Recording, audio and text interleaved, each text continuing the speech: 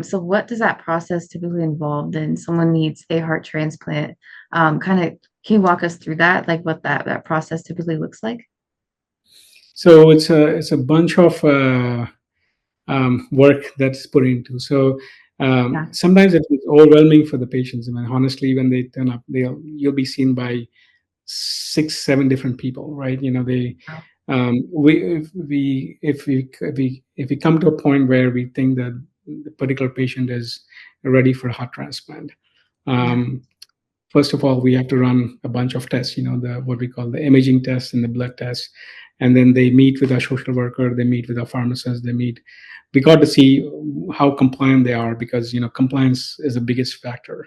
If they're not Yeah. compliant after transplant, we rely on the patient to take what we call immunosuppressants that actually prevents rejection. So if the Yeah. compliance is an issue, so we got to sit and talk and see what matches. Sometimes people say, well, you know, it's too much for me. I don't need transplant. But once we Yeah. figure out that the patient is ready for transplant, we get them through all the tests. Yeah. Um, then we say, okay, is he going to be once we know the eligibility for transplant, there's a Yeah. listing process that goes on. It's called a UNOS listing, right? When everything gets cleared and the patient is ready, we list him for transplant. There is a status 1, 2, 3, 4, 5, and 6.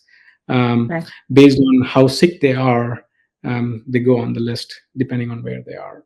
So most of the Yeah. times, if the patient is on IV medicines, which are called inotropes, and if they are functional and if they are able to carry on what we call the ADLs, that is activities of daily living, we let them stay home, and then we list them on status 4 for transplant. Okay. If we realize that they are declining or they're having more symptoms, then we slowly think about upgrading them, either by bringing them into the hospital and putting a temporary mechanical circulatory support, like we have percutaneous devices like axillary impellas, or we can put a VAD and then list them for transplant. So there's a whole lot of process that goes on once we know the patient is ready for transplant. Yeah. Yeah. Of course. Of course, and So then education go is ahead. education is a part of it, because we want to educate the patient, we want to educate the family. All of them needs to have a good education as to see what the outcomes are, and things Yeah. like that.